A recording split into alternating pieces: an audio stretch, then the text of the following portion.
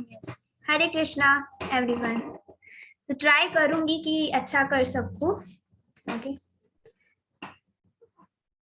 बोल हरि बोल, बोल हरि बोल, बोल हरि बोल, मनेरानंद भाई बोल हरि बोल, मनेरानंद भाई बोल हरि बोल, बोल हरि बोल, बोल हरि बोल, बोल हरि बोल, जन्म जन्म सुखी भाई बोल हरि बोल, जन्मे जन्मे सुखी भाई बोल हरि बोल, बोल हरि बोल, बोल हरि बोल, बोल हरि बोल, मनवा जन्माए पे बोल हरि बोल, मनवा जन्म पे भाई बोल हरि बोल, बोल हरि बोल, बोल हरि बोल, बोल हरि बोल, सुखे ठाको दुखे ठाको बोल हरि बोल, सुखे ठाको दुखे ठाको बोल हरि बोल, बोल हरि बोल, बोल हरि बोल, बोल हरि बोल, संपदा विपदे भाई बोल हरि बोल, संपदा विपदे भाई बोल हरि बोल, ग्रहे ठाको वने ठाको बोल हरि बोल, ग्रहे ठाको वने ठाको बोल हरि बोल, बोल हरि बोल, बोल हरि बोल, बोल हरि बोल, कृष्ण संसारे ठाकी बोल हरि बोल,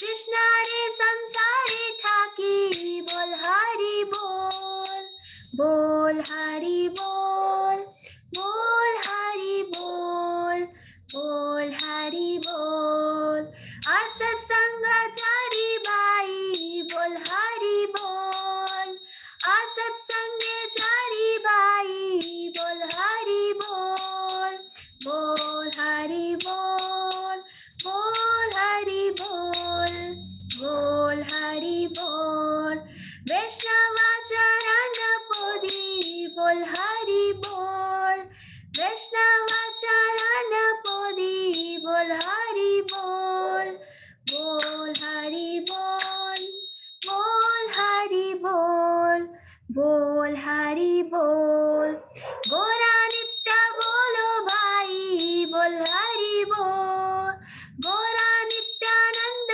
बोलो बोल हरि बोल, बोल हरि बोल, बोल हरि बोल, बोल हरि बोल, गौरा गदाधारी बोलो बोल हरि बोल, गौरा गदाधार बोलो बोल हरि बोल, बोल हरि बोल, बोल हरि बोल, बोल हरि बोल, गौरा अद्वैता बोलो बोल हरि बोल, गौरा अद्वैता बोलो बोल हरि बोल, बोल हरि बोल, बोल हरि बोल, बोल हरि बोल, हरे कृष्णा कृष्णा कृष्णा हरे कृष्णा कृष्णा कृष्णा,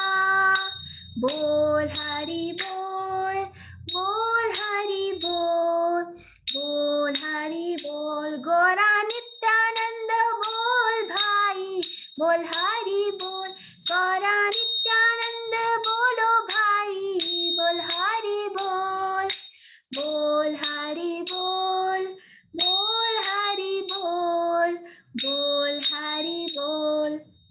श्री श्रील प्रभुपाद की जय, श्री श्री राधा गोविंद की जय। हरे कृष्णा। हरे कृष्ण माता जी।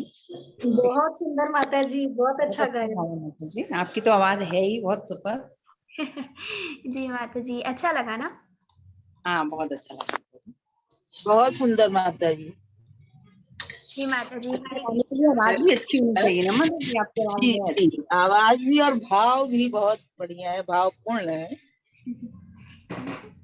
तो हम ऐसे ट्राई करेंगे, कभी कभी थोड़ा सा कीर्तन भी सीखेंगे, है ना? यस माता जी। जी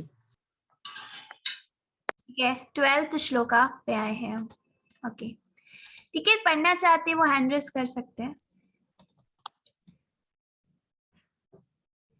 नेहा माता जी और पूनम माता जी, आप दोनों को होस्ट है, ठीक है? जी माता जी। जी माता जी।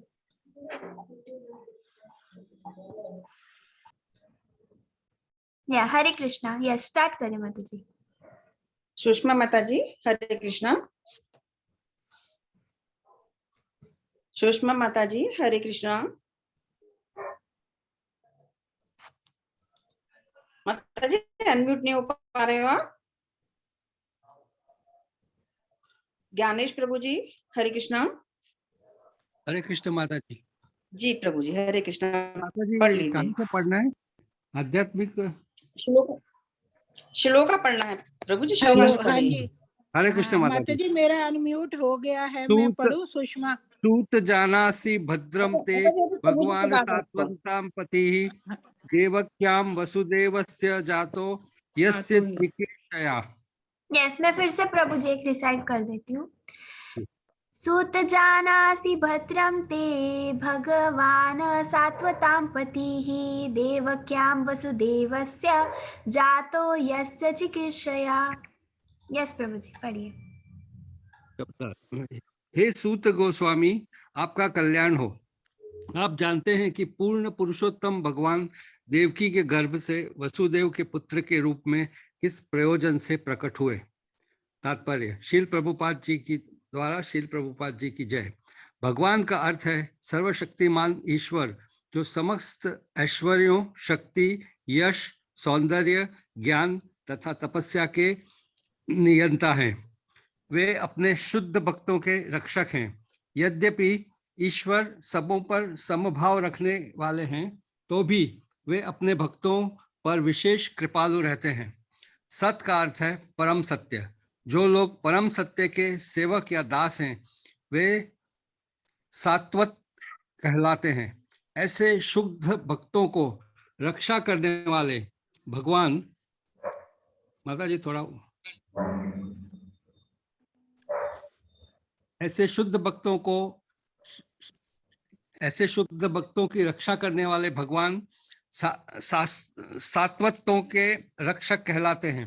भद्र ते अर्थात आपका कल्याण हो से मुनियों द्वारा वक्ता से परम सत्य के विषय में जानने की उत्सुकता का द्योतक है।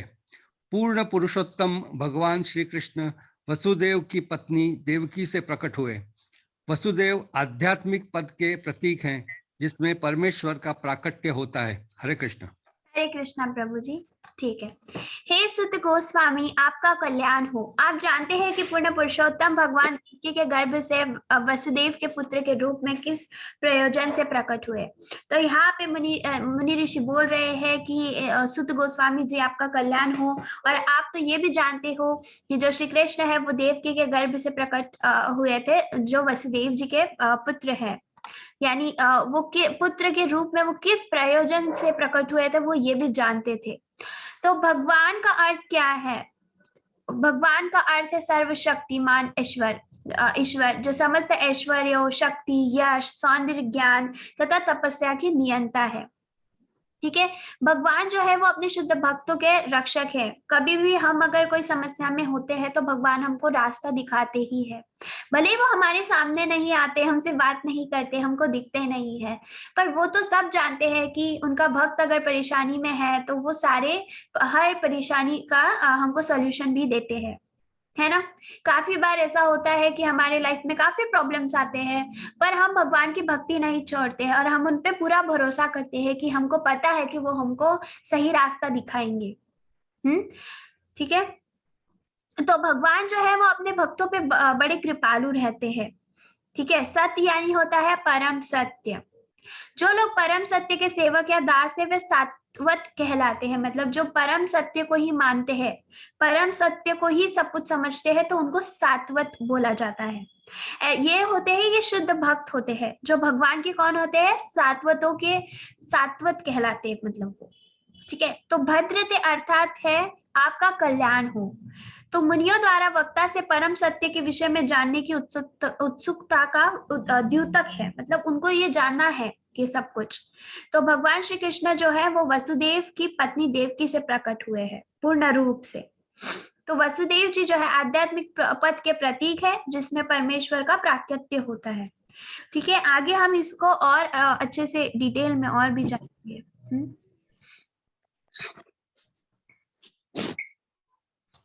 हरे कृष्णा। सुषमा माता जी।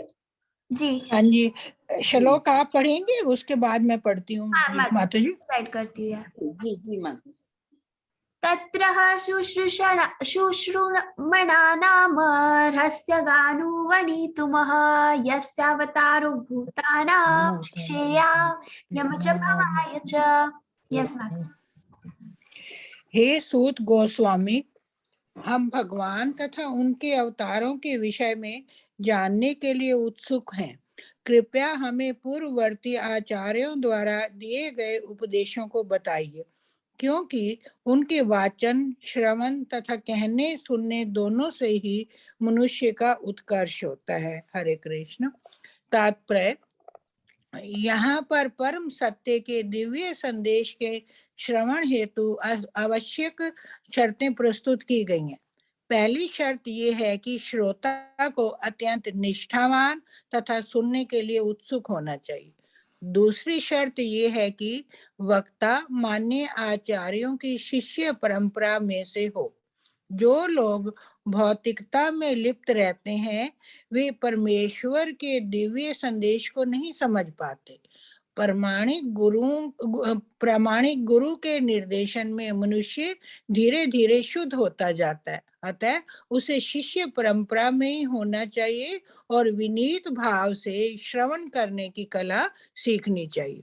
सूत गोस्वामी तथा नैमिषारण्य के ऋषि मुनि इन शर्तों को पूरा करते हैं, क्योंकि श्रील सूत गोस्वामी श्रील व्यास देव की परंपरा के हैं और नैमिषारण्य के ऋषि मुनि निष्ठावान जीव हैं, जो सत्य को जानने के लिए लालायित हैं।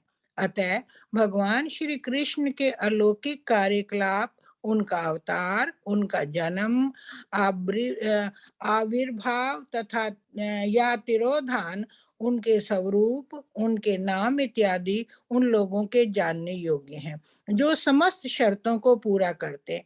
ऐसे उपदेश अध्यात्म के पथ पर अग्रसर सभी मनुष्यों के सहायक होते हैं। हरे कृष्ण। हरे कृष्णा।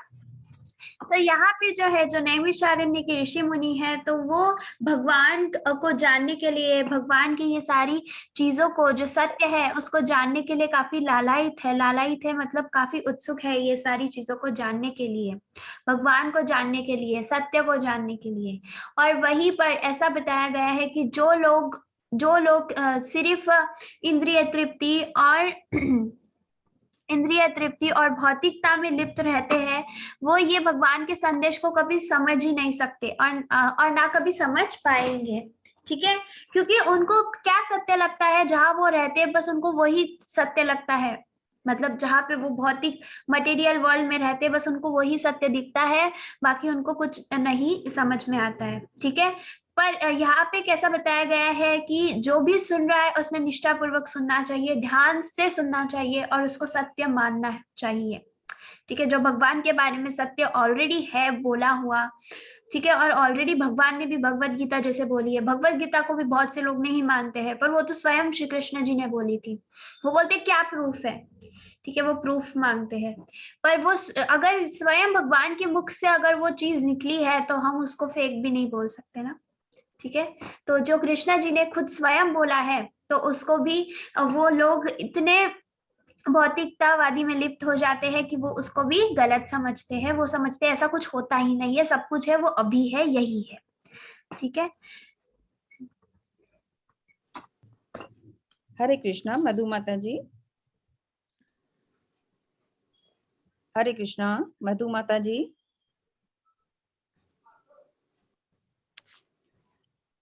प्रभा। हरे कृष्णा प्रभा माता जी। हरे कृष्ण माता जी, मैं बोलती हूँ। अच्छा ठीक है, मधु माता जी बोलिए।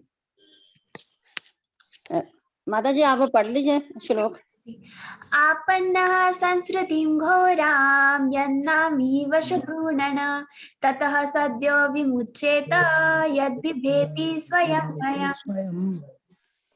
जन्म तथा मृत्यु के जाल में उलझे हुए जीव यदि अनजाने में भी कृष्ण के पवित्र नाम का उच्चारण करते हैं तो तुरंत मुक्त हो जाते हैं, क्योंकि साक्षात भय भी इससे नाम से भयभीत रहता है।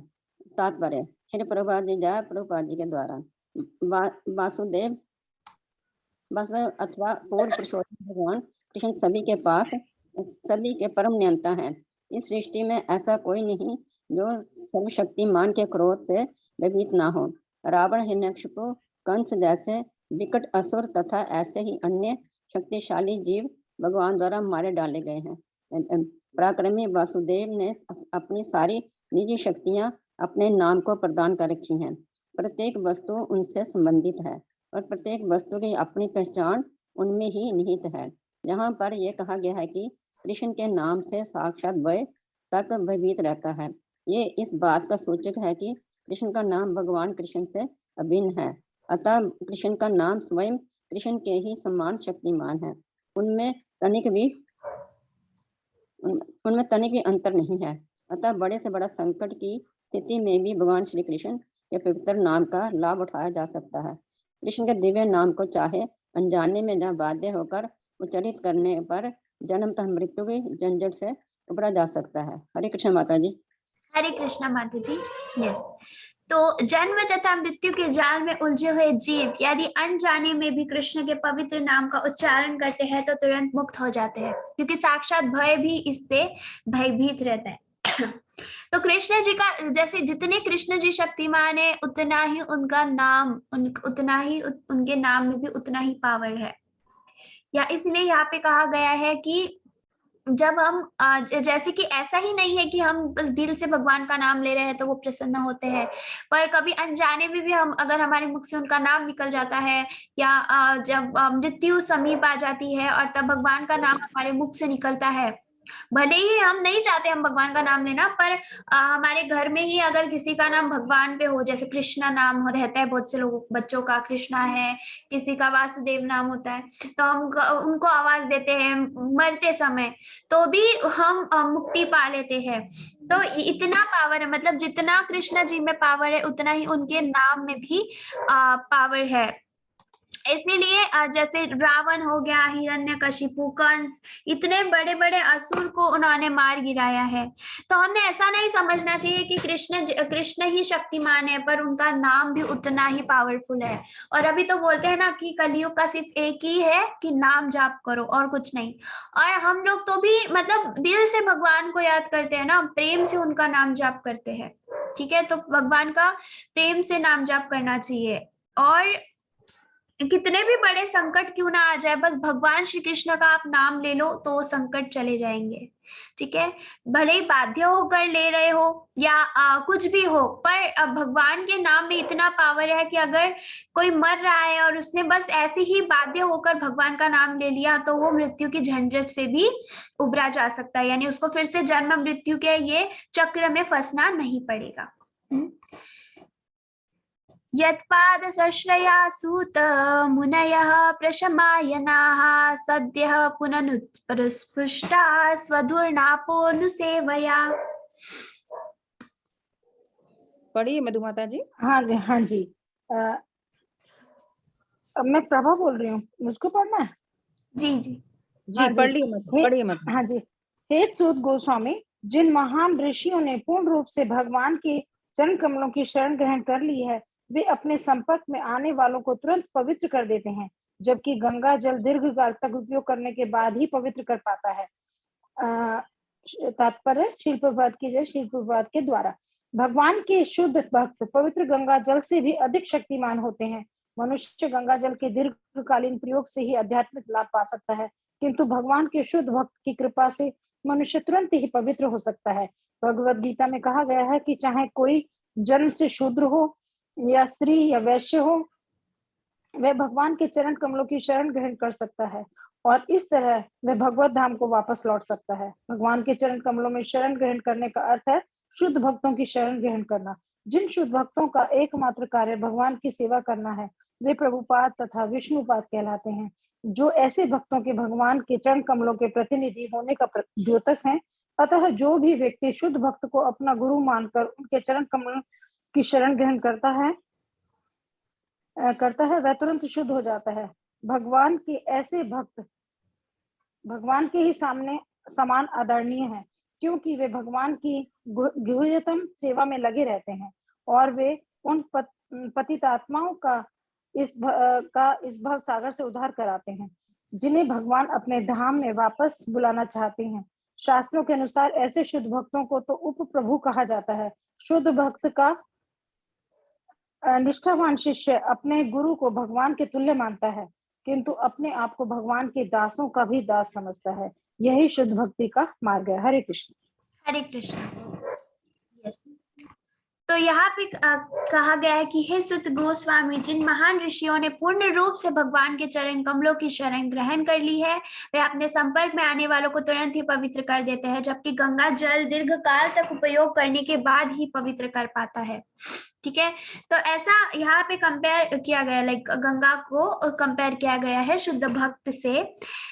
तो यहाँ बोला गया है कि जैसे महान जो ऋषि होते हैं, मतलब भगवान की जिन्होंने चरण कमल ग्रहण की है, जो भगवान की शरण में है और जो भगवान की भक्ति करते हैं, प्रेम से भक्ति करते हैं, वो लोग किसी के संपर्क में आते हैं, ठीक है, तो वो उनको भी मतलब शुद्ध बना देते हैं, वो पवित्र कर देते हैं।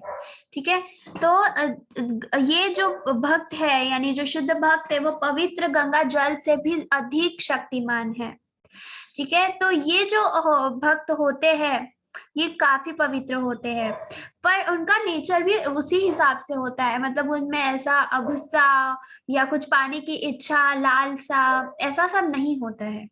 ठीक है, और उतना शुद्ध भक्त बनने को काफी मेहनत लगती है और वो बन पाना इतना आसान भी नहीं है। प्रैक्टिकली है, इतना आसान नहीं है इतना शुद्ध भक्त बनना। प्रभुपाद तथा विष्णुपाद कहलाते हैं जो ऐसे भक्तों के भगवान के चरण कमलों के प्रतिनिधि होने का द्योतक है। जैसे कि श्रील प्रभुपाद जी कितने बड़े भक्त है, वो भगवान के कितने बड़े भक्त होकर गए, वो है कि नहीं। तो ऐसा होना चाहिए कि भगवान के दासों के भी दास समझते हैं वो खुद को। मतलब हमने एक्चुअली अभी के समय में कैसा है कि अगर हम किसी को बोलते हैं ना कि दास है, तो आजकल तो ये वर्ड भी किसी को पसंद नहीं आता है। क्या दास होता है ये, कुछ भी, मतलब ऐसे बोलते हैं। अच्छा ही नहीं लगता है कोई किसी को दास बोल दे, तो तू तो मेरा दास है बोलकर देखो किसी को, फिर कैसे बोलेगा वो आपको, है कि नहीं। तो हमने भगवान का दास बोलना है, और इसमें हमें बिल्कुल भी संकोच नहीं होना चाहिए कि मैं भगवान का दास हूँ। हाँ, हम भगवान के दास है, हमने स्वीकार करना चाहिए कि हाँ मैं हूँ भगवान का दास और मुझे इस बात का गर्व है कि मैं भगवान का दास हूँ। ठीक है, को वा भगवतस्तस्य पुण्यश्लोकेऽद्य कर्मणः शुद्धिकामो न शृणोयादशः कलिमलापहम्। पढ़िए माता जी। हरे कृष्ण माता जी। जी, इस पढ़िए। कल्प प्रधान युग के पापों से उद्धार पाने का इच्छुक ऐसा कौन है? और नीचे मत ऐसा। हरे कृष्ण। इस कलह प्रधान युग के पापों से उद्धार पाने का इच्छुक ऐसा कौन है जो भगवान के पुण्य यशों को सुनना नहीं चाहेगा? तात्पर्य श्रील प्रभुपाद जी की जय। श्रील प्रभुपाद जी के शब्दों में, कलयुग अपने कलह प्रधान लक्षणों के कारण अत्यंत निकृष्ट युग है। यह पापाचारों से इस प्रकार परिपूरित है कि थोड़ी सी नासमझी से बड़ी भारी लड़ाई हो जाती है। जो भगवत भक्ति में लगे हैं, जिन्हें आत्मश्लाघा की कोई इच्छा नहीं है और जो कर्मों के फल तथा शुष्क दार्शनिक ज्ञान से मुक्त हैं, वे ही इस जटिल युग के बंधन से छूट सकते हैं। जनता के नेता शांति तथा मैत्री से रहने के लिए उत्सुक तो हैं, किंतु उन्हें भगवान की महिमा के श्रवण की सरल विधि के बारे में कोई जानकारी नहीं है। इसके विपरीत ऐसे नेता भगवत महिमा के प्रचार के विरोधी हैं। दूसरे शब्दों में मूर्ख नेता भगवान के अस्तित्व को ही नकारना चाहते हैं। धर्मनिरपेक्ष राज्य के नाम पर ऐसे नेता प्रतिवर्ष नई नई योजनाएं बनाते हैं, किंतु भगवान की प्रकृति की दुर्लभ जटिलताओं के कारण उन्नति की ये सारी योजनाएं निरंतर विफल होती रहती हैं। उनके पास यह देख पाने की दृष्टि ही नहीं है कि शांति तथा मैत्री के उनके सारे प्रयास विफल हो रहे हैं। लेकिन यहाँ पर इस अवरोध को पार करने के लिए संकेत मिलता है। और ऊपर माताजी स्क्रीन को ऊपर कर। यदि हम वास्तविक शांति चाहते हैं तो हमें भगवान कृष्ण को समझने का मार्ग खोल देना चाहिए और उनके महिमामय कार्यों के लिए उनका यशोगान करना चाहिए, जैसा कि श्रीमद् भागवत के पृष्ठों में अंकित है। हरे कृष्ण माता जी। हरे कृष्णा माता जी। इस कलह प्रधान युग के पापों से उद्धार पाने का इच्छुक ऐसा कौन है जो भगवान के पुण्य यशों को सुनना नहीं चाहेगा। तो अभी ऐसा हो गया है कि हम बोलते हैं हमको शांति चाहिए, हम चाहते हैं कि थोड़ी सी शांति बनी रहे। इतना चल रहा है अभी, इसके यहाँ ये चल रहा है, वो चल रहा है, देशों में लड़ाई हो रही है ना, कितना क्या क्या हो रहा है। तो नेता जो होते हैं, बड़े बड़े नेता, वो क्या करते हैं, वो योजनाएं बनाते हैं, ये योजना करेंगे तो शांति रहेगी। और वो इतने मूर्ख होते हैं कि वो ये बात को समझते ही नहीं। मतलब वो भगवान को तो ऐसा बना देते कि है ही नहीं, भगवान होते ही नहीं है। ठीक है, मतलब वो बोलते हैं कि वो समझते हैं कि चमत्कार तो क्या हम लोगों के साथ तो क्या चमत्कार होगा, चमत्कार वगैरह ऐसा कुछ नहीं होता है, भगवान तो होते ही नहीं है, ऐसे मतलब वो बोलते हैं। ठीक है, तो वो मानते ही नहीं है, भगवान का नाम जैसे वो छुपा ही देते हैं सबसे कि नहीं भगवान है ही नहीं। ठीक है, तो वो बहुत नई नई योजनाएं बनाते हैं, है ना। नेता अलग अलग नाम की अलग अलग योजनाएं बनाते हैं कि शांति बनी रहे और देशों में मैत्री रहे, इसीलिए। पर उनके सारे प्रयास विफल होते हैं। वास्तविकता क्या है कि शांति अगर हमको चाहिए तो हमने भगवान कृष्ण को समझने का मार्ग खोल देना चाहिए, हमने उनको जानना चाहिए। ठीक है, अभी अगर ये चीज हम किसी और को बताए, ठीक है, अगर मैं ये चीज जो आपको बोल रही हूँ या आप किसी और को जाकर बताओ कि शांति चाहिए ना, तो आप भगवान कृष्ण के मार्ग पे लगो, उनके बारे में जानो, तो वो आपको बोलेगा कि तू अपने घर जा, बहुत हो गया तेरा, है ना। नहीं मानते लोग, अरे नहीं मानते, ये सच है। ठीक है, तो काफी मतलब लोग नहीं ही समझते हैं और वो भगवान को नहीं ही मानते हैं, बहुत से नास्तिक है अभी भी। ठीक है, तो भगवान कृष्ण को हमने समझना चाहिए और उनकी महिमा, जो उन्होंने महिमा है, उनके अलग अलग कार्य उन्होंने जो किए हैं, जो श्रीमद् भागवत के पृष्ठों में अंकित है, उसको हमने सुनना चाहिए। तस्य कर्माण्युदाराणि परिगीतानि सुरीभिः भूहिनः श्रद्धानानां लीलया दत्ततः कलाः। लक्ष्मी माता जी, हरे कृष्णा, पढ़िए फिर से। लक्ष्मी माता जी, सुषमा माता जी, आप पढ़ लीजिए। हरे कृष्णा जी माता जी, अभी अनम्यूट हुए हैं। अच्छा, ठीक है, पढ़ लीजिए माता जी, पढ़ लीजिए। धन्यवाद। श्री कृष्ण अर्पणमस्तु। उनके दिव्य कर्म अत्यंत उदार तथा अनुग्रह पूर्ण है और नारद जैसे महान विद्वान मुनि उनका गायन करते हैं। अतः कृपया हमें उनके अपने विविध अवतारों में संपन्न साहसिक लीलाओं के विषय में बताएं, क्योंकि हम सुनने के लिए उत्सुक हैं। तात्पर्य श्रील प्रभुपाद जी की जय। श्रील प्रभुपाद जी के शब्दों में, भगवान कभी भी निष्क्रिय नहीं होते, जैसा कि कुछ अल्पज्ञ लोग सूचित करते हैं। उनके कर्म उदार तथा भव्य हैं। उनके सृष्टियां चाहे भौतिक हो या आध्यात्मिक, समान रूप से आश्चर्यजनक हैं और समस्त विविधताओं से परिपूर्ण हैं।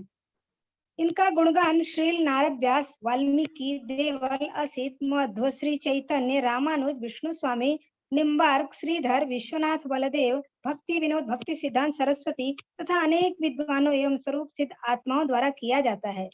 भौतिक एवं आध्यात्मिक ये दोनों प्रकार की सृष्टियां ऐश्वर्य, सौंदर्य तथा ज्ञान से परिपूर्ण हैं, किंतु आध्यात्मिक जगत अपने सच्चिदानंद स्वरूप के कारण अधिक भव्य है। भौतिक सृष्टियां कुछ काल के लिए आध्यात्मिक जगत के विकृत प्रतिबिंबों के रूप में प्रकट होती हैं और उसकी तुलना सिनेमा से की जा सकती है। वे उन अल्पज्ञ लोगों को आकृष्ट करती हैं जो मिथ्या वस्तुओं द्वारा आकृष्ट होते हैं। ऐसे मूर्ख व्यक्तियों को वास्तविकता का कुछ ज्ञान नहीं रहता और वे मिथ्या भौतिक स्वरूप को ही सब कुछ मान बैठते हैं।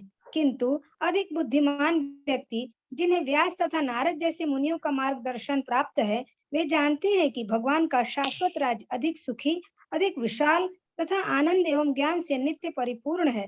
जो लोग भगवान के कार्यकलापों तथा उनके दिव्य धाम से परिचित नहीं है, उन्हें वे अवतार ले करके अपने लीलाओं के माध्यम से अवगत कराते हैं, जिनमें वे अपने दिव्य धाम में संगति के शाश्वत आनंद को प्रदर्शित करते हैं। ऐसे कार्यकलापों से भगवान भौतिक जगत के बद्ध जीवों को आकृष्ट कर लेते हैं। इन बद्ध जीवों में से कुछ भौतिक इंद्रियों के मिथ्या भोग में लिप्त रहते हैं और कुछ आध्यात्मिक जगत वैकुंठ के अपने वास्तविक जीवन को नकारते रहते हैं। वे अल्पज्ञ व्यक्ति कर्मों अर्थात सकाम कर्म करने वाले तथा ज्ञानी अर्थात शुष्क मनोधर्मी कहलाते हैं।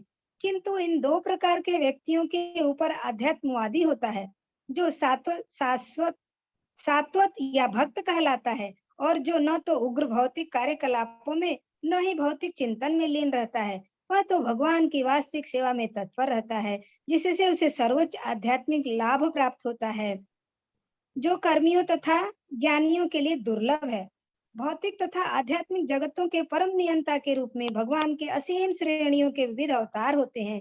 ब्रह्मा, रुद्र, मनु, पृथु तथा व्यास जैसे अवतारों को उनके भौतिक गुणात्मक अवतार हैं, लेकिन राम, नृसिंह, वराह तथा वामन जैसे अवतार उनके दिव्य अवतार कहलाते हैं। भगवान श्री कृष्ण समस्त अवतारों के प्रधान स्रोत हैं, अतएव वे ही समस्त कारणों के कारण हैं। श्री कृष्ण अर्पणम। हरे कृष्ण माता जी। हरे कृष्णा।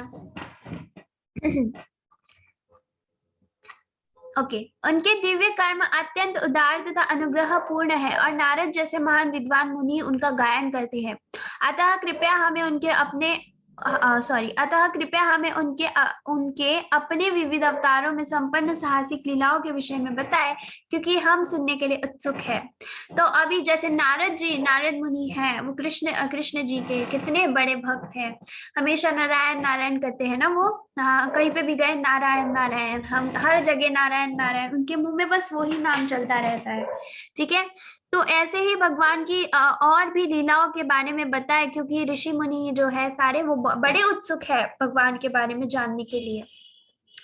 तो जैसे कि जो भगवान है, तो बहुत से लोग जो है वो भगवान को नहीं मानते हैं, भगवान के दिव्य धाम को नहीं मानते हैं। ठीक है, पर जो भगवान के भक्त होते हैं वो तो उनके भगवत धाम जाना चाहते हैं, वो चाहते हैं कि वो भगवान से मिले, भगवान के पास जाए। कुछ लोग जो होते हैं जो नहीं मानते हैं कि भगवान नहीं होते हैं या भगवान का ऐसा कुछ धाम नहीं है, तो भगवान क्या करते हैं, खुद लीलाएं कर कर उनको मतलब ऐसे ये करते हैं, पिन मारते, उसको क्या बोलते हैं अभी हम, ऐसा थोड़ा उनको बोलते हैं कि ऐसा नहीं है, होता है भगवत धाम, मतलब खुद उनके साथ लीलाएं करते हैं वो। ठीक है, तो वो उनके साथ खुद लीलाएं करते हैं। तो ऐसा भगवान का स्वभाव है, मतलब उनको उनके हर एक भक्त से प्रेम है। और ऐसा नहीं है कि जो उनकी भक्ति करता है बस वो उसी के बारे में सोचते हैं, नहीं, उनको पूरी सृष्टि के जितने भी लोग हैं वो सब से प्रेम करते हैं।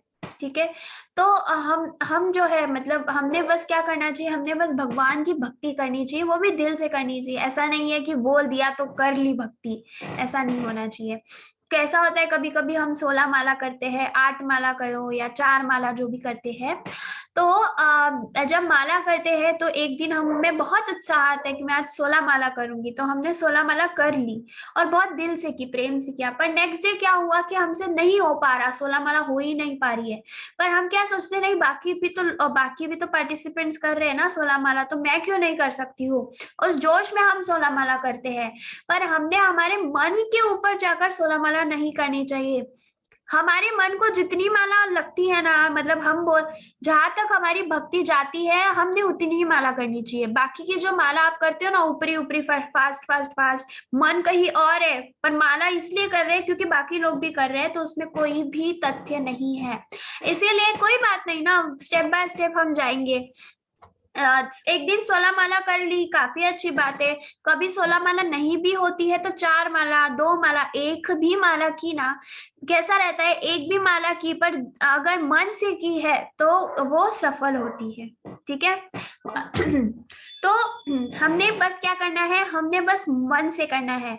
और जो भगवान के भक्त होते हैं वो ये जो चिंताएं वगैरह उनको नहीं सताती है, क्योंकि वो भगवान के भक्त है। अथाख्यायी हरे ध्रीमानवतार कथा शुभाः लीला विदधत स्वैरामीश्वरस्यात्ममायया। कुमुद माता जी, हरे कृष्णा। हरे कृष्ण माता जी। हरे हरे कृष्णा माता जी। प्रभु जी पढ़ लीजिए, आप पढ़ लीजिए।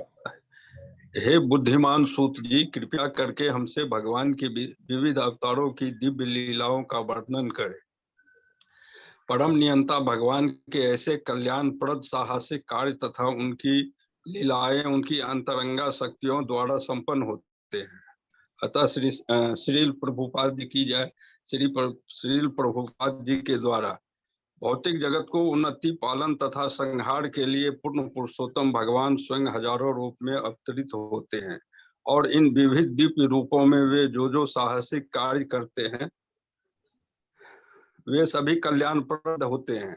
जो लोग ऐसे कार्यों के समय उपस्थित रहते हैं तथा जो ऐसे कार्यों की दिव्य गाथाओं को सुनते हैं वे दोनों लाभान्वित होते हैं। हरे कृष्णा माता जी। जी प्रभु जी आगे भी कंटिन्यू कीजिए, एक सेकेंड बस। हाँ। हे बुद्धिमान सुत जी, कृपा करके हमसे भगवान के विविध अवतारों की दिव्य लीलाओं का वर्णन करें। अभी उनको अलग अलग भगवान की जो अलग अलग दिव्य लीला है वो उनका वर्णन सुनना चाहते हैं। ठीक है। और भगवान के ऐसे कल्याणप्रद साहसिक कार्य तथा उनकी लीलाएं उनकी अंतरंगा शक्तियों द्वारा संपन्न होते हैं। ठीक है। तो अभी और भगवान श्री कृष्ण को वो और विस्तार से जानना चाहते हैं। तो पुरुषोत्तम भगवान स्वयं हजारों रूपों में अवतरित होते हैं, इतने उनके रूप हैं। हमको तो काफी रूप पता भी नहीं है भगवान के ना, मतलब ज्यादा तक जो फेमस है उनके, जैसे राम जी वाला बहुत ज्यादा मतलब उसके ऊपर सीरियल्स वगैरह भी आ चुके हैं। तो कुछ ही ऐसे रूप है जो हम बहुत अच्छे से जानते हैं। ठीक है। बाकी बहुत से रूप है भगवान के पर हम नहीं जान पाए। तो अभी हम और भी उनकी गाथाएं सुनेंगे और उसको अच्छे से जानेंगे। ओके माता जी जी माता जी हरे कृष्णा। हरे कृष्णा। वयं तो न वितृप्त्याम् उत्तम श्लोक विक्रमे यच्छृण्वतां रसज्ञानां स्वादु स्वादु पदे पदे। हरे कृष्णा। पढ़ो माता जी। हाँ यस प्रभु जी। हरे कृष्ण माता। हम उन भगवान की दिव्य लीलाओं को सुनते थकते नहीं जिनका यशोगान स्तोत्रों तथा स्तुतियों से किया जाता है। उनके साथ दिव्य संबंध के लिए जिन्होंने अभिरुचि विकसित कर ली है वे प्रतिक्षण उनकी लीलाओं के श्रवण का आस्वादन करते हैं। श्री प्रभुपाद जी की जय। श्री प्रभुपाद के द्वारा अलौकिक कहानियों, कल्पित कथाओं या इतिहास तथा भगवान की दिव्य लीलाओं में महान अंतर होता है। समग्र ब्रह्मांड के इतिहास भगवान के अवतारों की लीलाओं से भरे हुए हैं। रामायण, महाभारत तथा पुराण विगत युगों के इतिहास हैं जिसमें भगवान के अवतारों की लीलाओं का अभिलेख है। अतः बारंबार पढ़ने पर भी वे नए के नए लगते हैं। उदाहरणार्थ यदि कोई चाहे तो भागवत गीता या श्रीमद् भागवत का आजीवन बारंबार पाठ करता रहे फिर भी उसे उनमें ज्ञान की नवीन प्रकाश दिखेगा। अलौकिक समाचार गतिहीन होते हैं किंतु दिव्य समाचार गतिशील होते हैं। जिस प्रकार की आत्मा गतिशील है और पदार्थ गतिहीन है, जिन मनुष्यों ने दिव्य विषयों को समझने के लिए सुरुचि का विकास किया है वे ऐसी कथाएं सुनते कभी थकते नहीं। अलौकिक कार्यकलापों से मनुष्य शीघ्र तृप्त हो जाता है किंतु दिव्य या भक्ति में कार्यकलाप से किसी तृप्ति नहीं होती। उत्तम श्लोक इस साहित्य की ओर संकेत करता है जो अज्ञानता के निमित्त नहीं है। अलौकिक साहित्य तो तमोगुणी होता है किंतु आध्यात्मिक साहित्य सर्वथा भिन्न होता है। दिव्य साहित्य तमोगुण से परे होता है और इसे जो जो और पढ़ा जाता है त्यों त्यों यह अधिक प्रकाशवान बनता जाता है तथा इस दिव्य विषय की अनुभूति और अधिक होती जाती है। तथा कथित मुक्त व्यक्ति अहम ब्रह्मस्मि शब्दों का बारंबार उच्चारित करते संतुष्ट नहीं होते। ब्रह्म की ऐसी कृत्रिम अनुभूति उबाऊ है, फलतः वे भी वास्तविक आनंद उठाने के लिए श्रीमद् भागवत की कथाओं की ओर मुड़ते हैं। जो लोग इतने भाग्यशाली नहीं हैं वे परार्थवाद और दुनियाई परोपकार की ओर मुड़ते हैं। इसका अर्थ यह हुआ कि मायावाद दर्शन अलौकिक है जबकि भागवत गीता तथा भागवत भक्त का दर्शन दिव्य है। हरे कृष्णा माता जी। हरे कृष्णा जी। तो हमने खुद को काफी भाग्यशाली समझना चाहिए कि हम आज सब भागवतम पढ़ रहे हैं, क्योंकि काफी अच्छे कर्म करने पड़ते हैं तब जाके हमको भगवान का नाम हमारे मुख से निकलता है। हर कोई भगवान का नाम नहीं ले सकता है, हर किसी के मुख से भगवान का नाम नहीं निकलता है। तो हमने कुछ अच्छे कर्म किए हैं पहले और इसीलिए हमको ये आज मिल रहा है। हमारा ये भाग्य है कि आज हम सब साथ में भागवतम पढ़ रहे हैं और श्री कृष्ण जी की इतनी सारी लीलाएं सुन रहे हैं, इतना हम भक्ति मार्ग में प्रगति कर रहे हैं। ठीक है, तो बहुत भाग्य की बात होती है ये। ठीक है, यस, नेक्स्ट।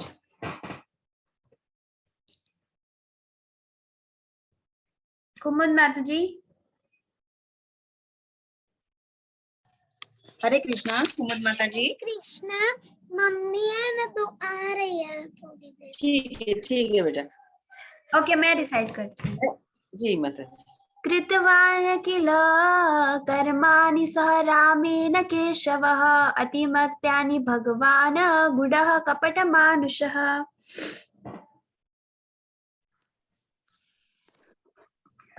श्री प्रभुपाद की जय। श्री प्रभुपाद के द्वारा भगवान श्री कृष्ण ने बलराम सहित मनुष्य की भांति क्रियाएं की और इस प्रकार से प्रसन्न रहकर उन्होंने अनेक अलौकिक कृत्य किए। श्री प्रभुपाद की जय। श्री प्रभुपाद के द्वारा श्री कृष्ण या भगवान पर मानव विकास तथा पशु विकास के सिद्धांत लागू नहीं होते। आजकल विशेष रूप से भारत में इस सिद्धांत का बोलबाला है कि तपस्या तथा आत्म संयम के बल पर मनुष्य ईश्वर बन जाता है। क्योंकि भगवान राम, भगवान कृष्ण तथा भगवान चैतन्य महाप्रभु को प्रमाणभूत शास्त्रों में बताए गए संकेतों के आधार पर ऋषियों तथा मुनियों ने भगवान के रूप में पहचाना था। अतएव अनेक धूर्त व्यक्तियों ने अपने खुद के अवतारों की सृष्टि आगे करेगा माता जी। अतएव अनेक धूर्त व्यक्तियों ने अपने खुद के अवतारों की सृष्टि कर ली है। अब तो भगवान के अवतार का गढ़ा जाना विशेष रूप से बंगाल में सामान्य व्यापार बन चुका है। कोई भी लोकप्रिय व्यक्ति कुछ योग शक्तियां दिखलाकर तथा बाजीगरी के कुछ करतब दिखलाकर लोकप्रिय मत प्रस्ताव द्वारा भगवान का अवतार बन जाता है। भगवान श्री कृष्ण इस प्रकार के अवतार न थे। वे अपने आविर्भाव काल से ही वास्तविक रूप से भगवान थे।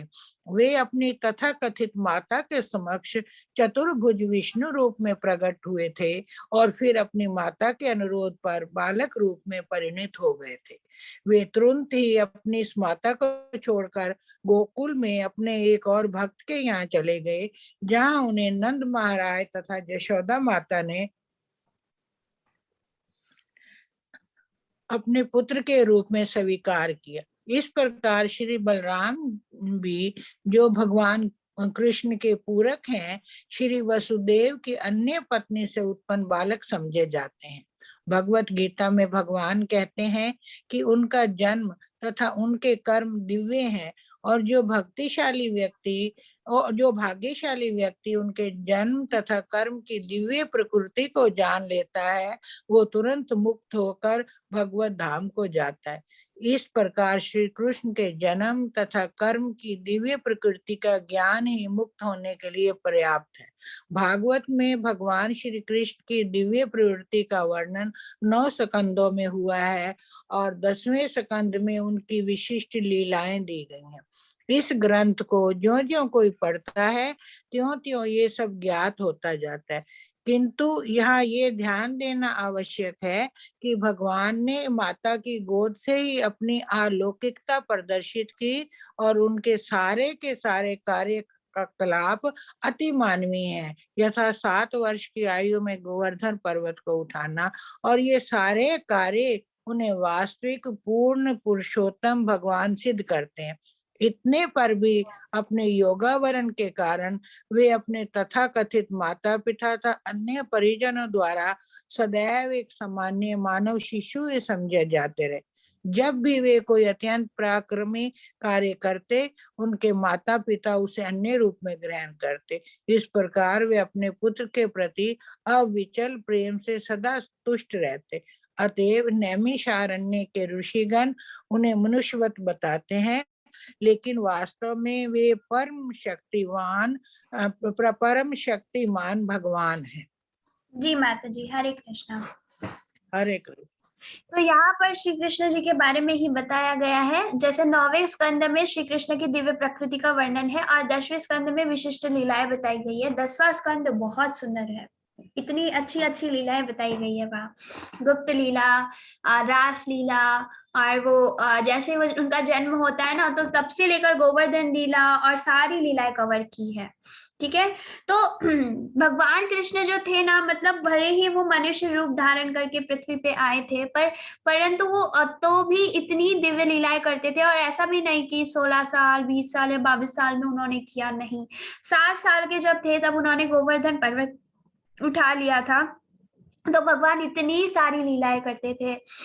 और माता यशोदा और नंद बाबा उनसे काफी प्रेम करते थे। वो दोनों ही नहीं तो सारे गोकुल वासी या वृंदावन वासी सभी लोग उनसे बहुत ज्यादा प्रेम करते थे। और माता यशोदा के तो जैसे वो 2 मिनट भी कहीं चले जाते थे तो उनको इतना ये हो जाता था, क्योंकि वो इतना ज्यादा प्रेम करते थे। तो भले ही हम बोल सकते हैं कि भगवान तो मनुष्य रूप लेकर आए थे, पर भगवान जो है परम शक्तिमान है। ठीक है ना, मतलब उन्होंने अपनी परम पुरुषोत्तम है, उन्होंने अपनी दिव्य लीलाओं से ये सिद्ध करा है। ठीक है। ओके, हरे कृष्णा। 8:55 हो चुके हैं, अभी हम थोड़ा रुकते हैं। Okay, 1 second.